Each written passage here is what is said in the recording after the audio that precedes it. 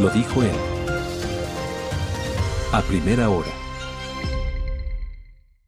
7:45 en la mañana. Sigamos hablando del tema petrolero. Está con nosotros la ingeniera Marcela Reynoso, especialista en estos rubros y exgerente de Petroecuador. Marcela, ¿cómo está usted? Bienvenida. Para mí siempre es un gusto estar aquí y muy agradecida por el espacio. Gracias a usted. Antes de hablar del petróleo ecuatoriano, si quisiera seguir con el tema Venezuela, y usted me decía antes de empezar la entrevista que hay un detalle que hay que tomar en cuenta sobre la situación petrolera de Venezuela. ¿Cuál es ese detalle? Ese detalle es que en el 2015 ya Obama menciona que a Venezuela es una cierta amenaza para Estados Unidos y ya empiezan a tomar ciertas medidas sancionatorias. Pero en el 2019 es justamente Donald Trump quien profundiza la severidad de las medidas y a Venezuela la saca del sistema internacional de pagos. Y también amenaza con sanciones a los países que compren el petróleo venezolano o que negocien servicios para la industria petrolera. Entonces ya vamos 6 años con una crisis en Venezuela por su imposibilidad del acceso al mercado de capitales. Entonces, ¿cuáles fueron las alternativas que encontró Venezuela? Fue intercambiar el crudo con China a cambio del pago de su deuda.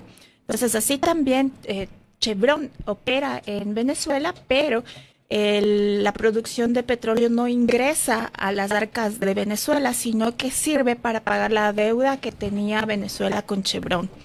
Entonces, también India le compra petróleo, pero es un petróleo que se vende a precio muy reducido y que también de cierta forma se intercambia, se hace un trueque por productos. Entonces, Venezuela vaya varios años enfrentando una grave crisis porque no puede tener el acceso a sus recursos petroleros. Y tomemos en cuenta que las exportaciones de petróleo venezolano eran el 90% del total de sus exportaciones. Entonces, el impacto económico a raíz de las sanciones implementadas por Trump es grave. Uh-huh. Ellos sancionaron y ahora ellos son los que, entre comillas, salvan.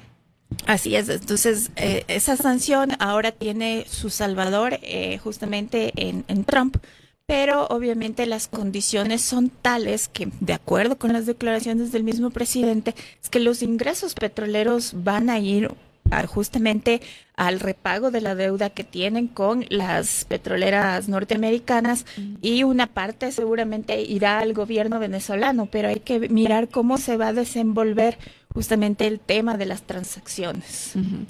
¿Cómo nos afecta en ese sentido también estas decisiones que se tomen en torno al petróleo en Venezuela, hablando del petróleo aquí que se produce en Ecuador? Claro, entonces los países competimos para atraer inversión extranjera y en el tema del petróleo y de las energías es igual. Entonces nosotros debemos posicionar a nuestro país como un nicho donde la inversión privada tenga asegurada su reposición, tenga asegurada su ganancia. Y en este contexto nosotros estamos muy debilitados, especialmente porque el SOTE y el OCP tienen el riesgo de interrupción de su operación por el tema de la erosión regresiva.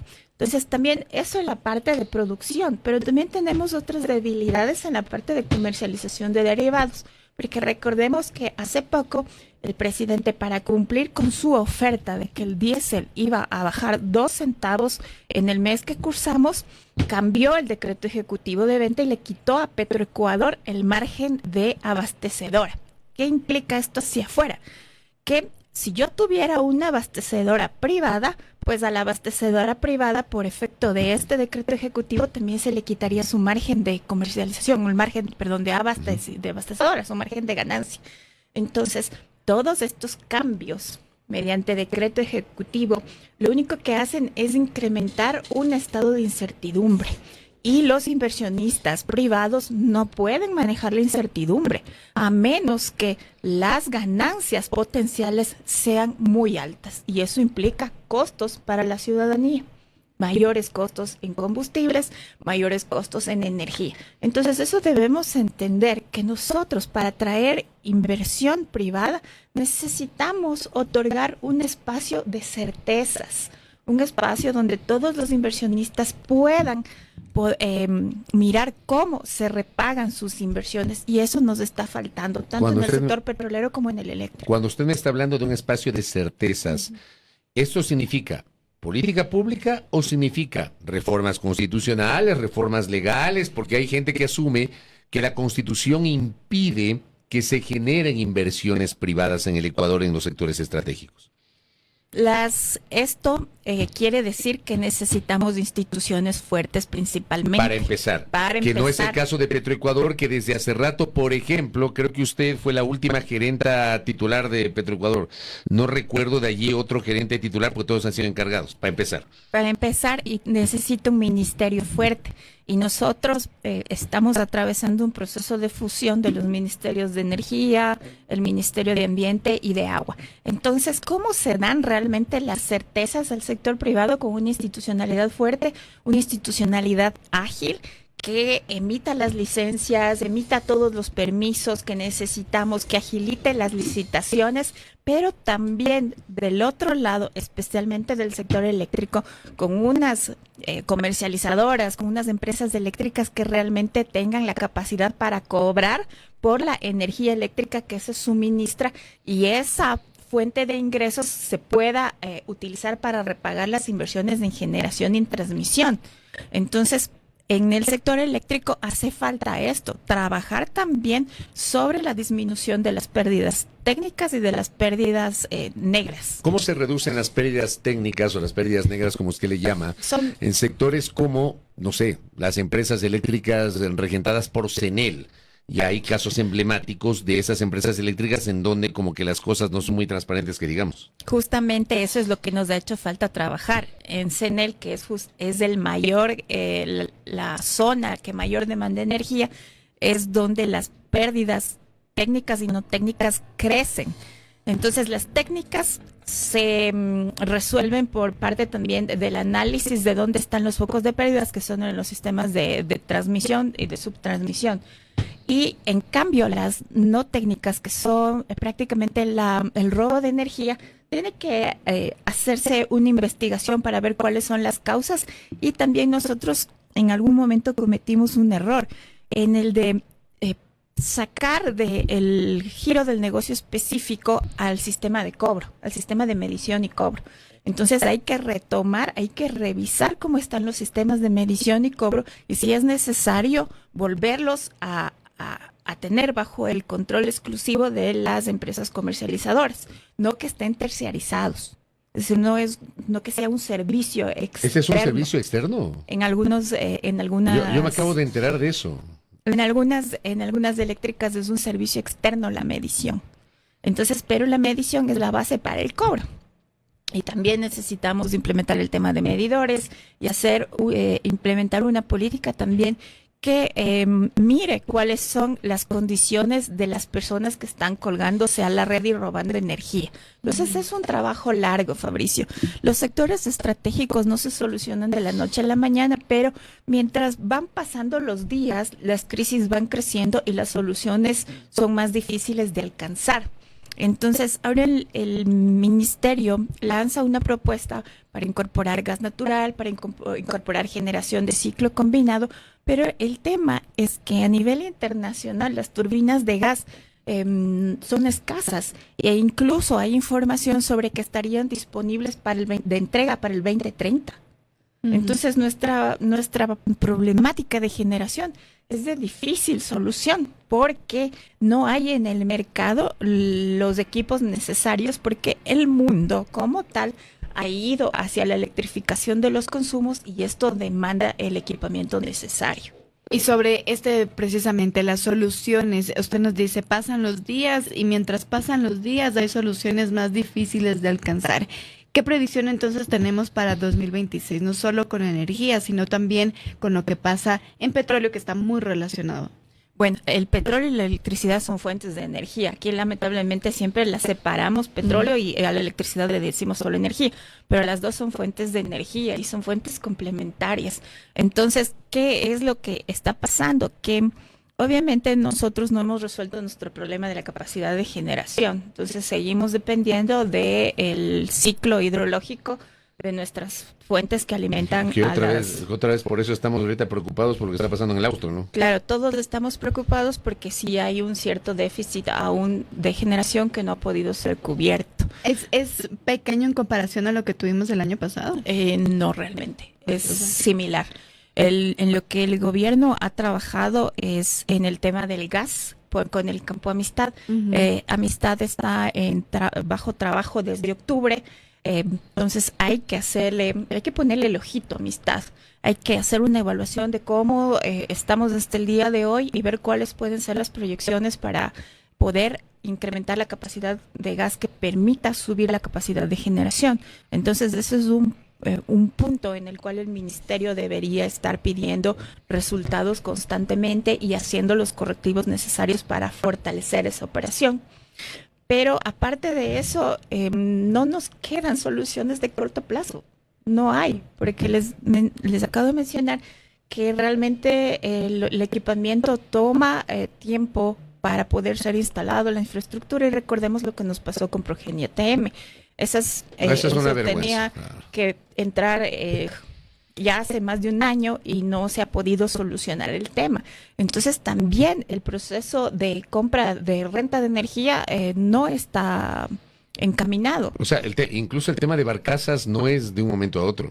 No, nada es de un momento a otro, porque siempre tenemos que ocuparnos también en el contexto internacional, y el contexto internacional es uno de alta demanda para todo el equipo para todos los equipos que significa electricidad. Entonces, ese es nuestro problema y es nuestra realidad. Entonces, ¿qué es lo que nosotros como ciudadanos podríamos esperar, o mejor dicho, demandar? Son certezas, o sea, o por lo menos que nos digan si las condiciones meteorológicas no van conforme a lo esperado, pues tendremos que ya planificar una serie de racionamientos, pero que se nos avise con tiempo. Porque en realidad todo el tema, y repito, el tema internacional, el tema de adquisición de equipos, no es tan fácil. Todos los proyectos de electricidad y los proyectos petroleros toman tiempo y no hemos podido hasta ahora consolidar nada. ¿Cuál es la mayor preocupación en este año? Es decir, ¿qué momentos van a ser de mayor preocupación? ¿Cuándo deberíamos estar preocupados de que de verdad pueda haber tal vez apagones? ¿Qué meses son los más preocupantes? Los más preocupantes son desde octubre a noviembre, son donde estaba marcado el estiaje.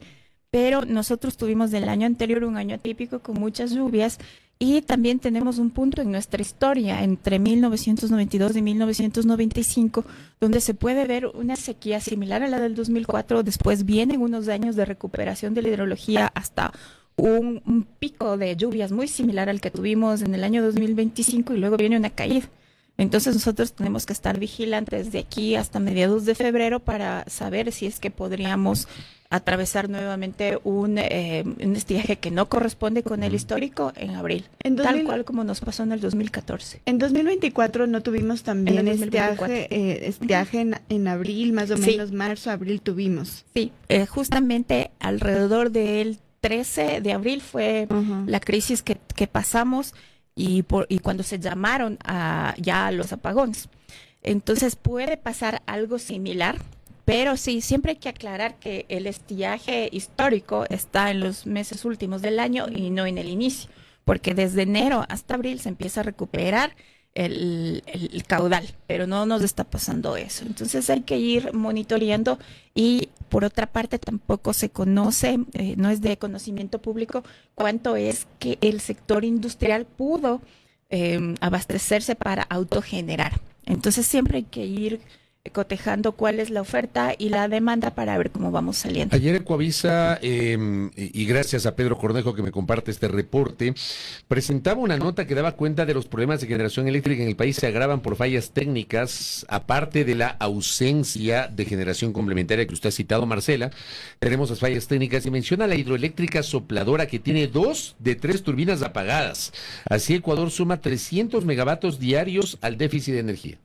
Ahora lo que nos dijo el sector eléctrico hace ya casi un año es que el 2025 era un año que necesitaba de un fuerte trabajo en mantenimiento. Entonces ellos hablaban de 2.500 megavatios que tenían que salir a mantenimiento.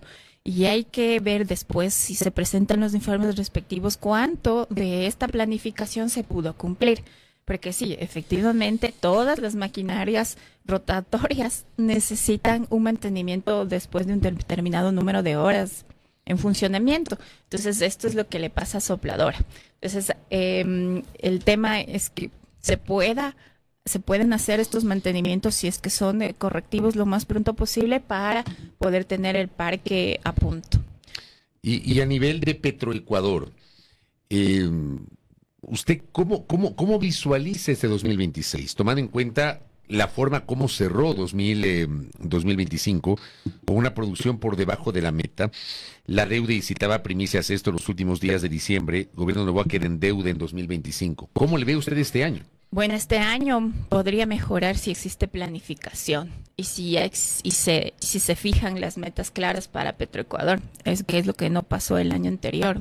El año anterior fue un año bastante duro para la empresa, varios cambios de gerencia general, un plan de desarrollo que no estaba claro y por lo tanto no se llegaron a las metas anunciadas. Entonces el año anterior también cerramos con una venta de petróleo que es menor que la venta de los derivados. Entonces, la venta en el 2024 de petróleo fue de 7.100 millones y la venta del año pasado entonces está hasta noviembre en 6.900 y la venta de derivados en 6.900 y la venta de crudo en 5.700. Entonces, esta vez estamos al revés. Se está ingresando más dinero por venta de derivados que por venta de crudo. Entonces, ¿qué es lo que debe pasar en Petroecuador? En que se trabaje en una planificación de la mano con el Ministerio de Energía, porque Petroecuador es una herramienta operativa de la política petrolera. Entonces tiene que ir siempre de la mano de una planificación con el ministerio. Petroecuador no es un ente independiente, aunque muchos lo vean así. Tiene que responder a esta política y cuando no hay política, entonces surten, o mejor dicho, tenemos los resultados que tuvimos el año anterior. Solamente para cerrar, no hay política. Lamentablemente, Fabricio, no te puedo decir que la haya. Entonces esperamos que este año sí ya se pueda presentar algo más fuerte, porque hubieron en el año anterior intenciones, un PDF en el cual se lanzaban las inversiones. Pero como les dije en el inicio, nosotros debemos tratar mejor a nuestros inversionistas.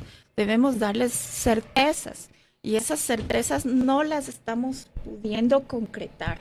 Entonces hay que trabajar y tratar mejor a los inversionistas privados que ya están asentados aquí en el país con certezas. Correcto. Marcela Reynoso, gracias por el tiempo. Gracias. Que tenga un buen 2026, además. Igualmente, Fabricio. Gracias por los aportes de nuestra invitada, la exgerenta de Petroecuador, Marcela Reynoso, que además es especialista en temas de sectores estratégicos, hablando sobre las preocupaciones que tenemos en el ámbito petrolero. Ha dicho, no hay política petrolera. Eso abre un abanico de incertidumbre para este 2026. Y le añadimos el tema eléctrico, ¿no? Que también tiene esta incertidumbre porque Ecuador sigue enfrentando este déficit de generación y tendremos que esperar hasta el próximo mes, nos ha dicho, para ver qué impacto va a tener el estiaje. Tomando en cuenta que a esta hora hay preocupación en el austro ecuatoriano porque no está lloviendo en la zona de influencia de Masar y también la central hidroeléctrica de Paute. Primera plana. Todas las noticias, todas las voces.